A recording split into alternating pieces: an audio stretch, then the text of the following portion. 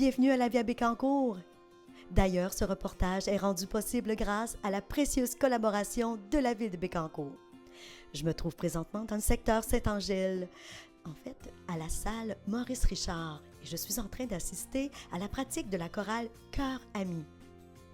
Je vous présente à l'instant Julie Desbiens, chef d'orchestre de Cœur Ami. On a une pause, on est en pause présentement, puis là j'ai avec moi Julie. Écoute Julie, ça fait un petit moment que je suis à l'écoute de votre pratique et je suis vraiment dans une sensation de bien-être. C'était beau, vous êtes en train de vous pratiquer en fait pour Noël, vous êtes en train de préparer un spectacle de Noël? Oui, c'est ça, on pratique un spectacle de Noël. On va avoir 2 représentations au mois de décembre. Fait qu'on a bien hâte. Dis-moi, ça va être où ça, ces spectacles-là? On en fait un privé au Lokia, la résidence Lokia, puis on en fait un autre à l'église Saint-Laurent à Trois-Rivières.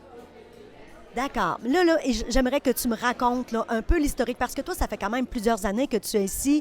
Oh mon Dieu, je suis arrivée, moi, en 94. Ils fêtaient leur 10e anniversaire.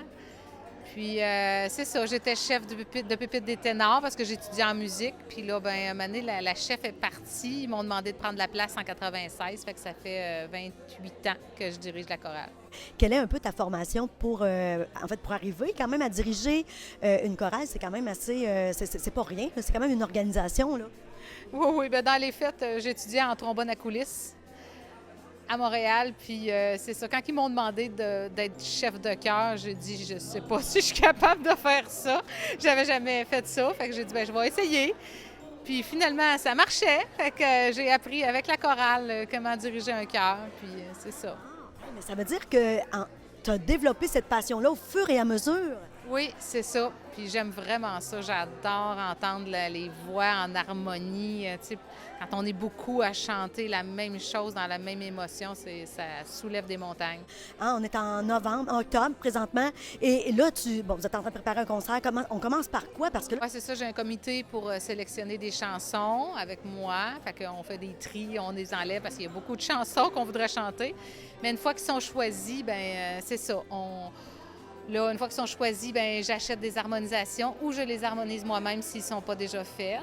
Puis après ça, bien, on enregistre chaque voix séparée, soprano, alto, ténor, basse, pour que les choristes puissent pratiquer chez eux.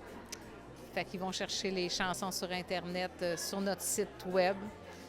Puis à partir de là, bien, ils pratiquent à chaque semaine. Tu sais, je mets un horaire, puis c'est ça, on pratique les chansons pour le spectacle. Donc, c'est facilitant pour ceux qui s'impliquent. Donc, parce que là, ce que j'entendais, c'est qu'on n'est pas obligé d'être connaisseur là, en musique, là. Non, non, non. Il y en a qui lisent la musique, il y en a qui ne lisent pas. Ça peut être juste à l'oreille parce qu'il y a les partitions. Il y a aussi les audios. Mais c'est ça. Mais nous, en bout de ligne, on aime chanter par cœur parce qu'on livre plus d'émotions dans ce moment-là. J'adore ça. Écoute, j'ai vu que tu avais une formation et tu es certifiée en Still Voice Training. Je suis même curieuse de savoir c'est quoi. Oui, c'est ça. Quand je me suis inscrite, ça a été vraiment une révélation pour moi parce que j'avais appris à chanter, mais telle technique. Puis là, bien, eux autres, c'est ça. Ils m'ont montré chaque partie de la voix séparée, le larynx, la langue, tout, là, tu sais, le palais, comment placer ça, les plis vocaux. Puis après ça, bien, une fois qu'on sait comment tout fonctionne séparément, on fait comme des recettes pour apprendre à chanter l'opéra, le belt, le falsetto. Fait que c'est vraiment, c'est le fun, c'est d'apprendre à vraiment maîtriser la voix dans la santé. Fait que j'adore ça. C'est une technique plus approfondie, si on peut dire, là. Oui, c'est vraiment, vraiment approfondi. Puis est-ce que tu peux les mettre en pratique? Parce que je pense à tes chanteurs. Est-ce que tu peux sûrement leur donner des trucs en lien avec cette formation-là? Oui, je les apprends tranquillement là, avec des gestes, puis comment se placer, puis par rapport aux chansons aussi, là, fait que ça place la voix, puis ça sonne plus, ça sonne différent, tout dépendant des chansons qu'on a. Puis c'est quoi votre style de répertoire? Est-ce que vous êtes plus varié ou si vous êtes plus dans un style plus précis? On chante vraiment beaucoup de populaire, mais je dirais varié. Là. On a quelques chansons qu'on sort de ce style-là. Là. Tu sais, ça peut arriver qu'on fasse des classiques ou des chansons d'autres pays. Mais en gros, c'est du populaire. Puis là, dis-moi, t'es rendu à combien là, de participants, là, combien de choristes? Oh mon Dieu, je n'ai pas vérifié combien qu'on est, mais on est toujours entre 40 et 50 choristes, des fois plus. Tu prends toutes les tranches d'âge? Oui, ça commence à 18 ans, puis on en prend jusqu'à 100 ans. Là. Moi, je vais diriger jusqu'à 100 ans, d'ailleurs.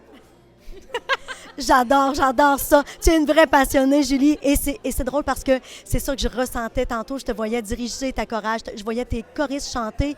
Je sentais une fusion totale entre les deux. C'était admirable de voir ça. C'était même beau. C'était vraiment impressionnant. As-tu des projets en cours avec ta chorale? Toujours. Toujours. Après le spectacle de Noël, on a un autre spectacle qu'on est en train de monter en même temps, là, en avril. Pour un autre concert?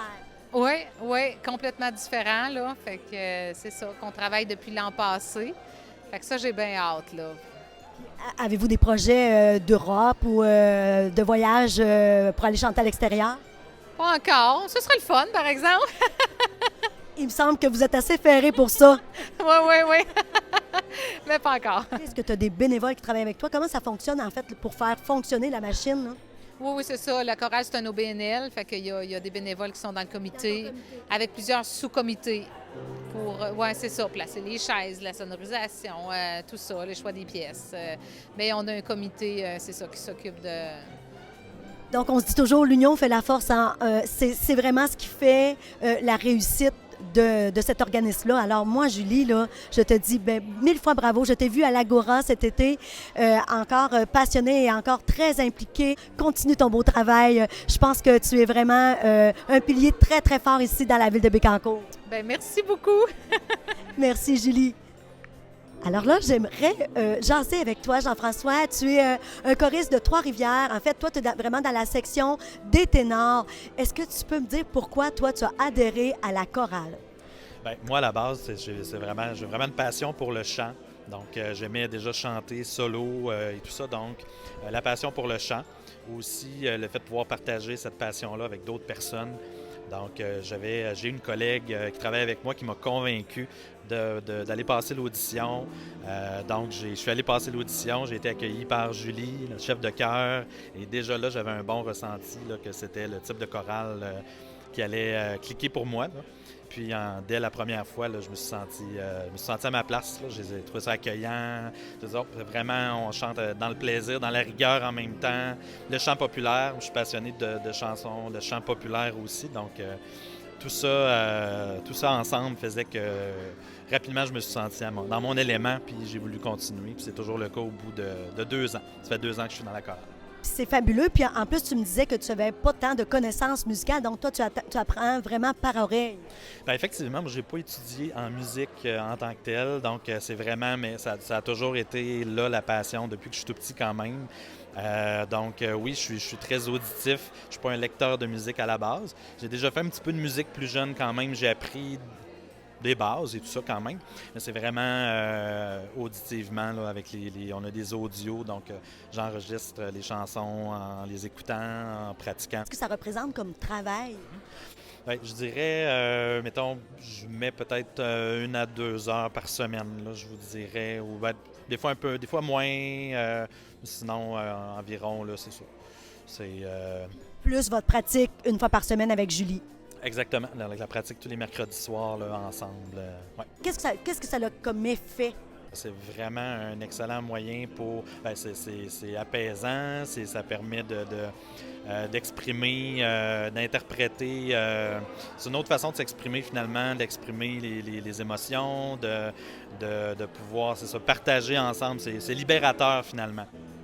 Merci beaucoup, Jean-François. Je vous souhaite vraiment, de belles pratiques, un beau concert, des belles rencontres et, que ta passion continue de se perpétuer et vraiment, amuse-toi bien, c'est ça qui compte.